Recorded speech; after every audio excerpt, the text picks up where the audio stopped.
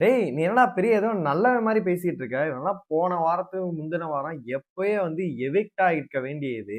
இந்த டாஸ்க்லயே இவனை brain wash பண்ணி நீ கால்ல விழுந்துரு அப்படின்னு சொன்னதே பாத்தீங்கன்னா விக்ரம் தான். மெயின் அக்யூஸ்ட விட்டுட்டு அம்ப வந்து எய்தவனை விட்டுட்டு அம்ப பிடிச்சி அடிச்சுட்டு இருக்கீங்களா எம்ஜேவா அப்படின்ற மாதிரிதான் நம்மளுக்கு இருக்கு. எல்லாத்தையுமே நம்ம ஃபுல்லாவே பார்த்தலாம். ஹாய் மக்களே, நான் உங்க ஷாம். நிறைய பேர் வீடியோ பாக்குறீங்க, லைக் பண்ணாம பாக்குறீங்க. லைக் பண்ணிட்டு பாத்தீங்க அப்படின்னா ரொம்ப சந்தோஷமா இருக்கும். ஹைப் இருக்கவங்க ஹைப்பை கூட தட்டி விடுங்க. அதாவது அரோராலாம் இப்ப ஏதோ நல்லவங்க மாதிரி ஏதோ தன்னை வந்து ப்ரொஜெக்ஷன் பண்ணிட்டு இருக்காங்க. இவங்க வந்து யாராருக்குள்ள வந்து என்னென்ன சேட்டைகள் வந்து, அதாவது சேட்டைகள் மீன்ஸ் வந்து என்னென்ன பண்ணாங்க அப்படின்னு சொல்லி நல்லாவே தெரியும். துஷார் வெளியில போற காரணமா இருக்கட்டும், இப்ப கமருதீன் கூட சேர்ந்து ஒரு விஷயம் பண்ணிட்டு இருந்தாங்க. ட்ரையாங்கிள் சீரியஸ்ல எல்லாம் அவங்க வந்து லவ் பண்ணிட்டு இருந்தாங்க. அப்படி இருக்கும்போது இப்ப என்னமோ வந்து ஆதிரைக்காக வந்து இவங்க ஒண்ணு நான் தான் வந்து இவ்வளவு தூரம் பண்ணேன் அப்படின்ற மாதிரி ஒரு ஃபோர்ஸா வராங்களே, ஒன்னும் புரியல. என்னமா நடிக்கிறமா அப்படின்ற மாதிரிதான் நம்மளுக்கு பார்க்க தோணுது. போன வாரமே பாத்தீங்கன்னா கமருதீன் அண்ட் எஃப்ஜே உங்க பிரச்சனை எல்லாம் போயிட்டு இருக்கும்போது கமருதீன் ஒரு விஷயத்த சொல்லியிருப்பாரு. நீ முன்னாடி நல்லா இருந்த வினோத்தும் சொல்லியிருப்பாரு, இப்ப வந்து ஆதிரை கூட சேர்ந்து ஒண்ணு பண்ற அப்படின்னு சொல்லிட்டு. இல்ல அரோராவும் ஒன்னும் நல்லது கிடையாது, எஃப்ஜேவும் நல்லது கிடையாது. எவனுமே வந்து ஒழுங்கா வந்து பாத்தீங்கன்னா நாங்க தான் அப்படின்ற மாதிரி பெரிய உத்தம புத்திரங்கள் மாதிரிதான் வந்து வேஷம் போட்டுட்டு இருப்பாங்க. இப்ப வந்து அந்த பிரச்சனை வந்து பெருசாயிட்டு இருக்கு அப்படின்னு தான் சொல்லணும். அதுக்காக தான் வந்து அந்த தேர்ட் ப்ரோமோலயே அதுக்கு லீட் கொடுத்துருப்பாங்க. அந்த ஃபோர்த் ப்ரோமோலயும் பாத்தீங்கன்னா அதுதான் காமிக்கிறாங்க. பெரிய பிரச்சனையா போயிட்டு இருக்கு. விஜய் சேதுபதி திட்டுறாரு, நீங்க என்ன பண்ணணும் நீங்க எதுக்கு சார் சொல்லி கொடுக்குறீங்க அப்படின்னு சொல்லிட்டு. உங்களுக்கு ஷோவே ஒண்ணுமா பண்ண தெரியல. அதாவது விஜய் சேதுபதி நேத்து வந்து பார்வதி அண்ட் கமருதீன் இவங்க மேல ஒரு பிரச்சனை இருக்கு, அலிகேஷன் வச்சிருக்காங்க, மைக் பிரச்சனை இருக்கு, ஒரு தண்டனை கொடுக்கணும், இந்த வாரம் ஃபுல்லா இவங்களுக்கு இந்த மாதிரி பண்ணுங்க, இல்ல இந்த வாரம் ஃபுல்லா யார்ட்டையும் பேசாதீங்க, மைக் இல்லாம நீங்க பாட்டு சுத்துங்கடா அப்படின்னு சொல்லிட்டு ஒரு எல்லோ கார்டோ ஸ்ட்ரைக்கோ இல்ல ஏதாச்சும் ஒண்ணு கொடுத்து வார்ன் பண்ணி இருந்திருக்கணும். அதெல்லாம் விட்டுட்டு சும்மா ஓரமா அவங்கள வந்து ஒதுக்கி வச்சுட்டு ஷோ அவர் நடத்துறாரு. போட்டுக்கிட்டு அமித்தை போட்டு ரோஸ்ட் பண்ணிட்டு இருக்காரு, வினோத்தை போட்டு ரோஸ்ட் பண்ணிருக்கு. அவனுங்களே சார் அடிச்சுக்கிட்டு இருக்கீங்க நீங்க.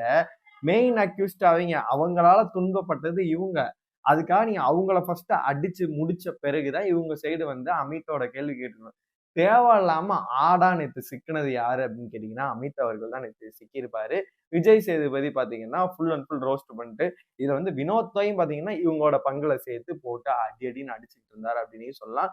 இப்ப பார்க்கும்போது இந்த 2 ப்ரோமோல அதான் காமிச்சிருக்காங்க. அதாவது பாத்தீங்கன்னா எஃப்ஜே அவர்கள் ஒரு விஷயம் பேசுறாரு, அரோராக்கு அகைன்ஸ்டா பேசி பாத்தீங்கன்னா அந்த கோர்ட் வழக்காடு மன்றத்துல நடந்த விஷயங்களை தான் பேசுறாரு.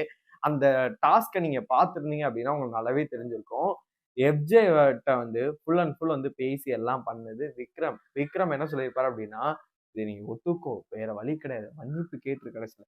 ஓகேடா, நான் மன்னிப்பு கேட்கலாம், ஒன்றும் பிரச்சனை இல்லை அப்படின்ற மாதிரி தெரியும். இது 1 எபிசோட லைவ் பார்த்தவங்களுக்கு நல்லாவே தெரியும்.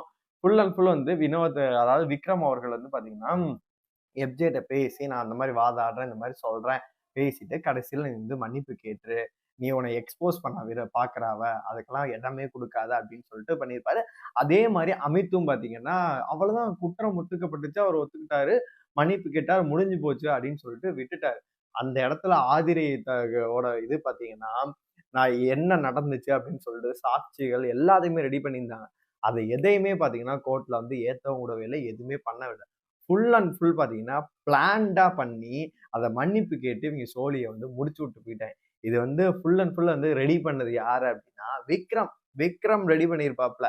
ரெடி பண்ணி நீ மன்னிப்பு கேட்டு, அதை தவிர வேற உனக்கு வழியே கிடையாது, அப்பதான் நீ வந்து தப்பிக்க முடியும், வேற எதுவும் நீ வந்து பேசுன வாதாடின அப்படின்னா அவ எக்ஸ்போஸ் பண்ணி விட்டு போயிடுவா, உனக்கு அகைன்ஸ்டா ஆயிடும் அப்படின்னு சொல்லி பிளான்டா ஸ்கெட்ச் போட்டு பாத்தீங்கன்னா அந்த இடத்துல அவங்க இறங்கியிருப்பாங்க. எது விக்ரம் பேசும்போது எல்லாத்தையும் ஆமா சார், இப்படி சார் அப்படின்னு சொல்லிட்டு கடைசியில வந்து பாத்தீங்கன்னா மன்னிப்பு கேட்டுறேன், சாரி சார் அப்படின்னு சொல்லிட்டு முடிச்சிருப்பாங்க. அது முடிஞ்சோடனே வந்து பாத்தீங்கன்னா ஆதிரை வந்து ஒரு பிரச்சனை பண்ணியிருப்பாங்க அமித்கிட்ட, அவரு வேற மாதிரி கொண்டு போயிருப்பாரு. அதுக்கப்புறம் சமாதானப்படுத்துற மாதிரி சமாதானப்படுத்தி கட்டி பிடிச்சு ஆதிரைக்கு முத்தம் கொடுத்து அதெல்லாம் சோழியை வந்து முடிச்சு விட்டு போயிருப்பாப்ல. இத வந்து நேத்தே சொல்லியிருக்கணும் விஜய் சேதுபதி. சரி நேத்து ஃபுல்லா இந்த மைக்க வச்சு முடிச்சு விட்டாரு, நேத்து மைக் பிரச்சனையை கேட்கவே இல்லை, அமித்துக்கும் வினோத்துக்கும் தான் ரோஸ்ட் இருந்துச்சு. இன்னைக்கு இந்த விஷயத்த அட்ரஸ் பண்ணும்போது கூட எப்படி அட்ரஸ் பண்றாருன்னு கேட்டா எஃப்ஜேக்கு ஆதரவு மாதிரிதான் போகுது, ஆதிரைக்கு சப்போர்ட் பண்ற மாதிரி ஒரு போகிற மாதிரியே நம்மளுக்கு தெரியவே இல்லை. என்ன பண்ண போறாங்கன்னு சொல்லிட்டு தெரியல. என்னைய பொறுத்த வரைக்கும் இதை வச்சு இந்த வாரம் எஃப்ஜேவை வந்து கண்டிப்பா எல்லாம் நாமினேட் பண்ணுவாங்க. பல வாரங்கள் வந்து தூக்கி அடிக்கப்பட்டார், அதாவது தூக்கி வெளியில போட வேண்டும், அதாவது ரம்யாவுக்கு பதிலா இவர் போவாருன்னு நினைச்சிட்டு இருந்தோம். ரம்யா இப்பதான் 70வது நாள் தான் போறாங்க. ஆனா இவர் இன்ன வரைக்கும் காப்பாற்றப்பட்டுக்கிட்டே இருக்காரு. எதனால அப்படின்னு சொல்லி தெரியவே இல்லை. இந்த வாரமாச்சு எவிக்ட் ஆவாரா, என்ன நடக்க போகுது அப்படின்னு சொல்லிட்டு நம்ம பொறுத்திருந்து பார்ப்போம். உங்களோட கருத்துக்கள் எல்லாத்தையுமே மறக்காம கமெண்ட் பாக்ஸ்ல சொல்லுங்க.